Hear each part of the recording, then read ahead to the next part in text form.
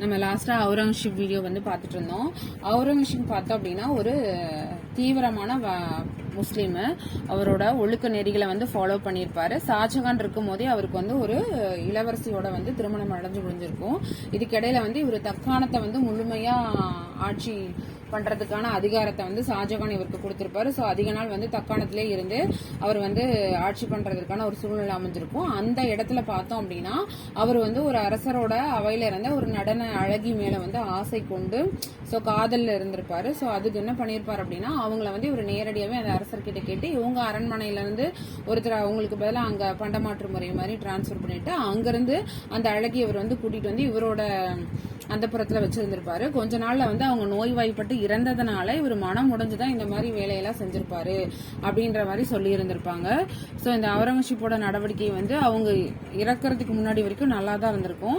அவங்க இறந்ததுக்கு அப்புறம் தான் வந்துட்டு இவரோட நடவடிக்கைகள்லாம் கொஞ்சம் தீவிரமா இருந்திருக்கும் அப்படிங்கிற மாதிரி சொல்லியிருப்பாங்க. இவர் வந்து இந்த வானவியல் ஜோதிட கலை அறிஞர்களை பதவி நீக்கம் பண்ணியிருப்பாரு. அதுக்கப்புறம் வந்து கோயில்கள் எல்லாம் சிதைச்சிருப்பாரு.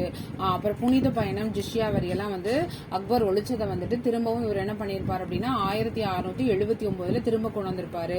மொஹரம் பண்டிகை வந்து கொண்டாடப்படுவதற்கு தடை விதிக்கப்பட்டது. மொஹரம் பண்டிகை பார்த்தோம் அப்படின்னா முஸ்லிம் செலிப்ரேட் பண்றதா, பட் அதையே வந்து கொண்டாடக்கூடாது அப்படின்னு சொல்லிட்டு இவர் வந்து தடை போட்டு இருந்திருப்பாரு. ஸோ இதுக்கெல்லாம் காரணமும் அவங்களோட அந்த காதலி இறந்ததற்கான ஒரு காரணம் அப்படின்னு சொல்லப்படுது. 9வது சீக்கிய குருவான தேஜ் பகதூர் அவரால் தூக்கிலிடப்பட்டார். தேஜ் பகதூரையும் வந்துட்டு இவர் தூக்கிலிட்டிருப்பாரு.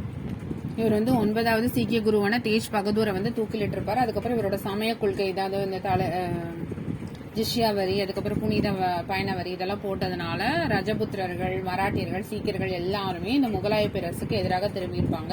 அதுக்கப்புறம் மதுராவிலிருந்து ஜாத்துக்களும் மேவாரியிலிருந்து சத்னாமியர்களும் கிளர்ச்சியில ஈடுபட்டிருப்பாங்க. அப்ப அதுக்கப்புறம் என்ன ஆச்சு அப்படின்னா முகலாய பேரரசோட வீழ்ச்சிக்கு இந்த அவுரங்கசீப்பே ரொம்ப காரணமாயிட்டார். அதாவது நல்லா சிறந்து வளர்ந்துட்டு இருந்தது இவரோட பீரியட் தான், வீழ்ச்சியும் இவரோட பீரியட்ல தான் பார்த்திருப்பாங்க. அவரோட குணநலன்கள் ஆளுமை பத்தி பாக்குறோம். தனிப்பட்ட வாழ்க்கையை பொறுத்தவரை அவுரங்கசீப் வந்து கடும் உழைப்பாளர், ஒழுக்க சீலர், உணவு மற்றும் உடை போன்றவற்றில் மிகவும் எளிமையை வந்து கடைபிடிச்சிருப்பாரு. குரான படி எடுத்து அவற்றை விற்று வரும் பணத்தில் தமக்கு வேண்டிய செலவுகளை செய்து கொண்டார். அவரது சமய கருத்துக்களை முஸ்லிம்கள் அல்லாத சமுதாயத்தின் மீது கட்டாயமாக திணிக்க அவர் மேற்கொண்ட முயற்சி தோல்வியில முடிஞ்சிச்சு. அவரோட சமய கருத்துக்களை வந்து முஸ்லீம் அல்லாதவங்க மேல திணிக்க ட்ரை பண்ணியிருக்காரு. ஆனா அது வந்து தோல்வியில முடிஞ்சிருக்கு. முகலாய பேரரசோட வீழ்ச்சிக்கு காரணம் இவரோட தான். ஸோ இந்த வீழ்ச்சிக்கான காரணங்களை வந்து நம்ம நெக்ஸ்ட் வீடியோல பார்க்கலாம். தேங்க்யூ.